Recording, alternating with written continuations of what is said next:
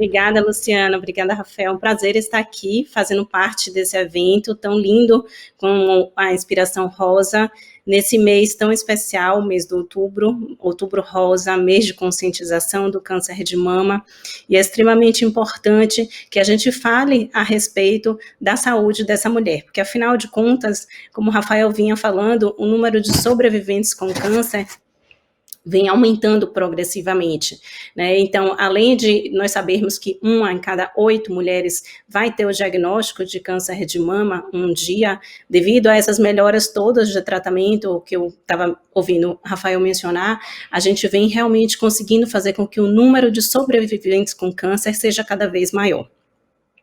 Então, com isso, a gente precisa pensar em qual vai ser a qualidade de vida dessa mulher, como é que ela vai sobreviver após o câncer, né?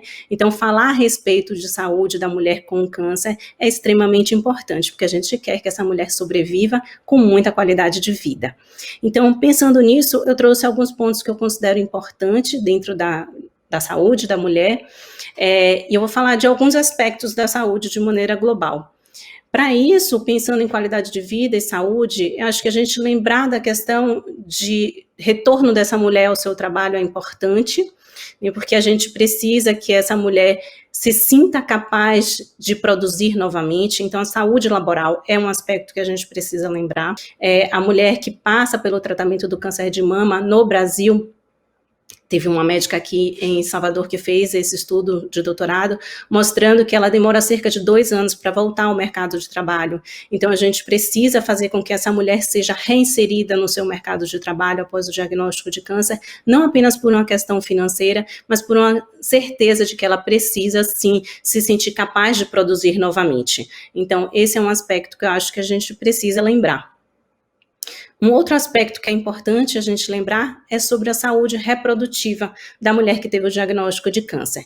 Quando a gente fala em câncer de mama, nós sabemos que muitas vezes ele vem ser diagnosticado numa fase da vida da mulher onde ela está cheia de planos, né, para constituir uma família e de repente se vê impactada, vê a sua fertilidade impactada pelo tratamento oncológico.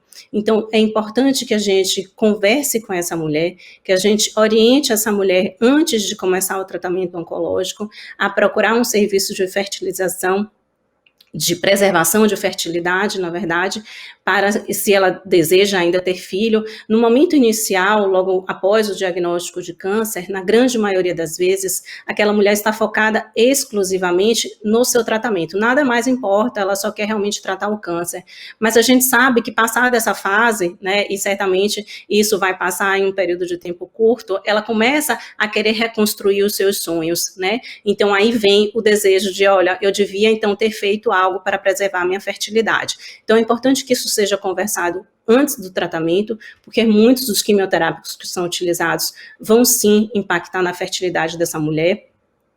Então, quando a gente fala em saúde da mulher após o câncer, a gente precisa lembrar que poder procriar novamente, né, após o diagnóstico de câncer, é algo que é extremamente importante para que ela possa se sentir completa e se sentir voltando à normalidade da sua vida que era prévia ao câncer. Então, é importante conversar com ela, informar sobre o risco que existe de impacto na fertilidade com o tratamento oncológico, dar a ela a oportunidade de buscar um serviço especializado para a preservação de fertilidade, porque nós temos hoje muitos dados que demonstram que é seguro ter um filho após ter tido o diagnóstico de câncer de mama. Então, esse aspecto da saúde reprodutiva tem que ser conversado com a mulher sempre que ela esteja diante de uma faixa etária reprodutiva quando teve o seu diagnóstico de câncer. Então, a gente precisa conversar, orientar com relação ao que fazer, de como preservar, e para isso, quanto mais cedo ela chegue para a gente, mais tempo a gente vai ter para fazer essa orientação no tempo adequado.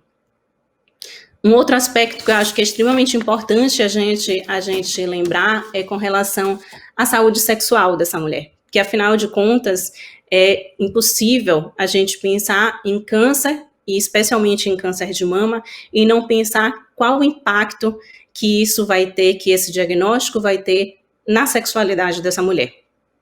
Então, a gente precisa lembrar que essa mulher vai ter, muitas vezes, a sua mama retirada completamente, vai ter perda de cabelo, muitas vezes, enfim, diversas mudanças que ocorrem no seu corpo, e não apenas no seu corpo, mas em toda a sua situação clínica, que vai certamente causar um impacto na sexualidade. Ela, muitas vezes, não apenas ela se sente diferente, mas ela tem receio de como o seu parceiro vai olhar para ela novamente após ter tido tantas mudanças físicas, né? Então é importante que a gente converse sobre esse tema, porque isso ainda muitas vezes é um tabu. E se a gente não conversar, se a gente não perguntar como as coisas estão acontecendo, isso acaba passando realmente de uma maneira despercebida. E não pode ser passado de uma maneira despercebida, porque é algo que vai certamente impactar na qualidade de vida dessa mulher. Nós sabemos que o diagnóstico de câncer de mama muitas vezes faz com que essa mulher seja induzida a uma menopausa precoce. Então, quando a gente fala em indução de menopausa precoce, a gente vem com uma série de outros sintomas que vão também fazer com que essa relação sexual seja ainda mais difícil, porque afinal de contas, vem fogachos, vem irritabilidade, vem ressecamento vaginal, perda de libido, que é um sintoma que é extremamente difícil da gente lidar muitas vezes. E somando a tudo isso, essa mulher ainda tem contraindicação de fazer terapia hormonal, que seria o tratamento mais eficaz para a resolução desses sintomas. Então, realmente, como a gente não impactar a saúde sexual dessa mulher diante de tudo isso? É difícil. Mas a gente tem, sim, diversas opções, diversos manejos não hormonais para ajudar no controle desses sintomas, né, fazendo com que essa mulher, então, consiga voltar a ver realmente a sua vida sexual, viver a sua vida sexual de uma maneira plena. Então, hoje, a mulher que tem o diagnóstico de câncer de mama, ela tem contraindicação a receber terapia hormonal, mas, como eu falei, a gente tem outras estratégias. E quais seriam essas estratégias? Quando a gente fala, por exemplo, ressecamento vaginal, porque se você pensar perda de libido, não necessariamente se deve apenas à questão de hormonal, de como é que são os níveis hormonais dessa mulher. Mas muitas vezes essa mulher tem dor ao ter relação porque tem ressecamento vaginal, né? Então a gente precisa saber que não apenas existem lubrificantes que não são hormonais, existem alguns lubrificantes hormonais que podem até ser avaliados para serem utilizados. Existe hoje o laser, a laserterapia é uma opção magnífica para o ressecamento vaginal, mas se a gente não para conversar com essa mulher e para saber como é que está realmente esses sintomas, né, se a gente não pergunta de uma maneira muito direta para essa mulher, isso acaba passando despercebido, porque a mulher acredita que esses efeitos são naturais, fazem parte do tratamento e que ela tem que conviver com aquilo ali, né? E isso não é verdade. Fazem parte do tratamento, sim, mas ela não necessariamente precisa conviver de uma maneira tão sofrida com esses sintomas. A gente tem como lidar com eles com outras alternativas, né? Então, quando a gente fala em fogacho, irritabilidade, poxa, a gente pode fazer uso, então, de uma acupuntura, né? Fazendo com que essa mulher melhore o seu fogacho. A gente pode, então, fazer uso de terapias que vão ajudar nesse controle de fogacho, como, por exemplo, orientar essa mulher a perder peso, orientar essa mulher a se exercitar. A gente vai falar um pouquinho sobre atividade física também, que é importante no contexto de saúde global. Enfim, a gente tem algumas alternativas, né, para conseguir resolver esses sintomas e fazer com que essa mulher tenha uma vida sexual plena novamente. Mas a gente, para isso, precisa realmente conversar com ela, esclarecer o que pode acontecer com relação ao tratamento e, diante do achado desses sintomas, fazer com que essa mulher seja orientada, então, a buscar. Existem terapias hoje cognitivas voltadas especificamente para tratar essa questão de libido, essa questão de sexualidade impactada pós-câncer.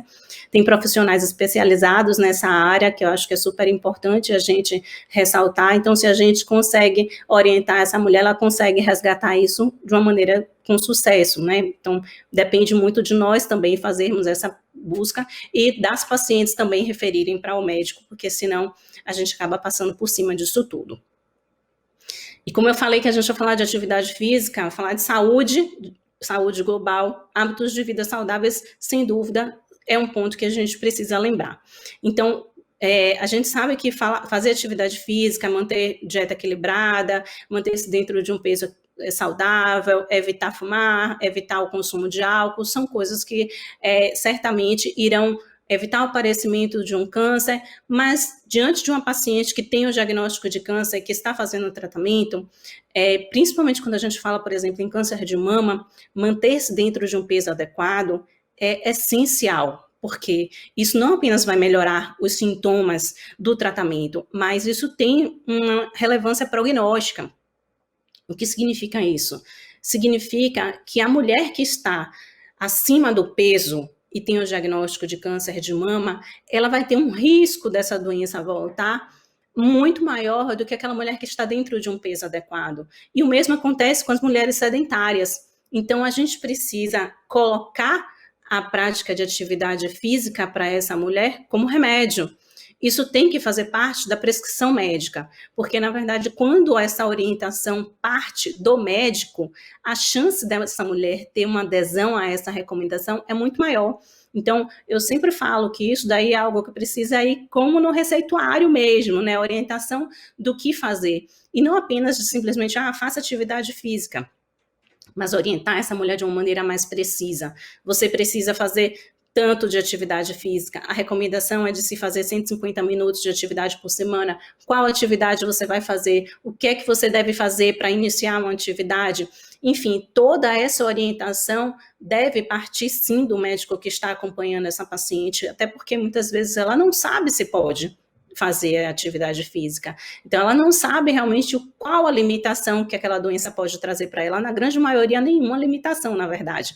É muito pouco provável a gente encontrar, de fato, uma mulher que não possa se exercitar. Mesmo mulheres que têm câncer de mama metastático, com metástase óssea, ela pode fazer algum tipo de atividade. Não simplesmente acordar e resolver fazer musculação e pegar peso, não é assim, né? Mas a gente precisa fazer toda uma orientação para que ela busque um profissional que seja realmente especializado e que saiba como conduzir essa mulher, mas fazer isso, orientar essa mulher a se exercitar, vai fazer não apenas com que ela tenha mais disposição, não apenas com que ela tenha melhora dos níveis de glicemia, de colesterol, que ela previna osteoporose, que ela tenha menos ansiedade, que ela durma melhor, não é só isso, mas isso sim vai ter impacto também na questão do retorno do câncer um dia. Então, as pessoas que se exercitam têm menos risco da doença voltar um dia. Isso é importante que seja passado para essa mulher.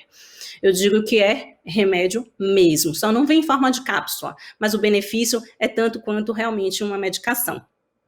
E se a gente não passa essa informação, muitas vezes ela acha que isso daí realmente não é algo tão importante. Então, precisa ser conversado.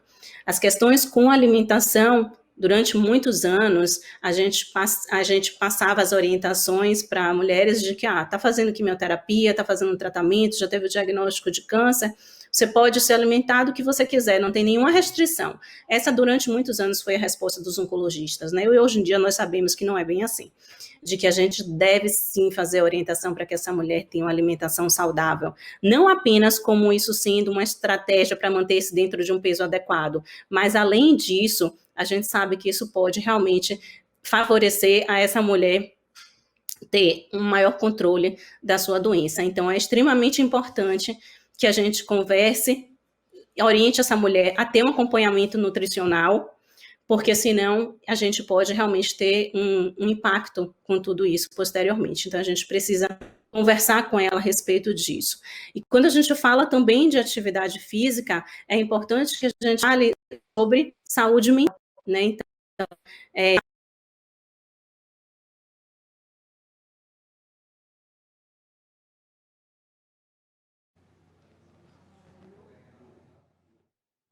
o quanto isso pode impactar muito. Importante, hoje a gente sabe que temos sim estratégias como yoga, meditação, que vão poder fazer com que a gente tenha um melhor controle de estresse e ansiedade, e com isso também melhora a qualidade de sono, e com isso também a gente tem benefícios para a saúde global dessa mulher. E isso a gente viu uma busca muito mais ativa dessas estratégias durante esse momento que nós estamos vivenciando da pandemia.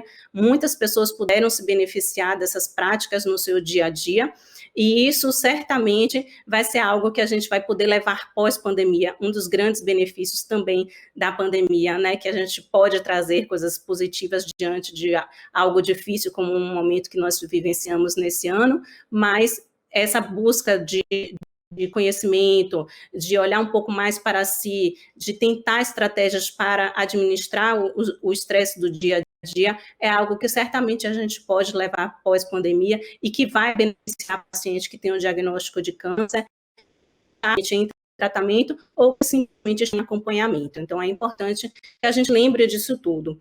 Em comida, o que eu acho que precisa exatamente, Luciana começou a falar no começo, que antes de uma mulher, o importante não é apenas tratar o câncer que essa mulher teve, mas tratar essa mulher com essa maneira, a gente como um todo, tratando essa mulher todo, e não como a doença que ela teve um dia, a gente certamente vai poder oferecer mais qualidade de vida para ela. Então, vamos abrir um pouquinho para a gente tirar algumas dúvidas, se for quem que queira trocar uma ideia, acho que seria bacana. Doutora Renata, obrigada. Eu vou aproveitar aqui, então, se você consegue tirar umas dúvidas. Já chegaram algumas perguntas, acho que o tópico, né, o tópico que ficou aqui com você foi exatamente relacionado a essa questão da atividade física. Então, vou juntar duas aqui, né? A Camila está perguntando se pode fazer academia durante a químio. E a Kátia está falando se uma caminhada diária pode ser considerada eficaz, também pensando, né, durante o tratamento do câncer, né? Que você acha que você está falando bastante da importância da paciente, mesmo em tratamento, não parar, né? Qual é a medida aí? Sem dúvida, é super importante. A paciente que está em quimioterapia não só pode, como deve, né, fazer sim a atividade, pode ser na academia. Pode ser a caminhada? Pode. Na verdade, a gente tem que ver qual é a aptidão que cada uma vai ter, qual é a condição clínica que cada uma vai ter, mas se a paciente já faz atividade física regularmente, se ela já caminha todos os dias, algo pode ser mantido, se ela já está acostumada a fazer academia todos os dias, ela pode e deve continuar fazendo durante a quimioterapia. É claro que a gente precisa saber que pode haver um dia ou outro pós-quimioterapia que a mulher esteja se sentindo mais indisposta, e que de repente naquele dia, poxa, hoje eu não consigo realmente fazer nada de atividade física. Está ok também, não tem problema, mas se ela sente que está em condições, pelo menos uma caminhadazinha é eficaz, é uma das opções, né? Para a forma de prevenção, a caminhada é útil, é melhor do que a gente não fazer nada, mas para câncer de mama nós sabemos que a prática de atividade física relacionada ao benefício é proporcional, quanto mais tempo e mais intensidade dessa atividade, maior vai ser o benefício. Então, caminhar todos os dias 30 minutos está ok, vai ser melhor do que não, vai estar uma proteção maior do que quem é sedentário, mas quem corre 3, 4 vezes na semana vai ter uma proteção já bem maior. Então, no caso de prevenção e também, talvez, para manejo de sintomas, a gente possa ter essa correlação. Se você conseguir fazer algo mais intenso, mas como eu disse, não é acordar, ser é sedentária a vida inteira, acordou amanhã e vai correr 20 quilômetros. Não é assim. A gente precisa ter uma orientação e supervisão para fazer isso de uma maneira progressiva. E essa progressão lenta e orientada serve também para quem está habituado a fazer a atividade na academia. Então, deve sim fazer sob a supervisão de um profissional adequado, mas é orientado que se faça mesmo durante o tratamento. Doutora Renata, eu quero agradecer muito. Chegaram aqui outras perguntas, de repente eu posso te mandar e a gente combina aí um outro bate-papo, que já chegaram outras coisas aqui para a gente falar mais de qualidade de vida. Muito, muito obrigada pela disponibilidade. E até breve, então.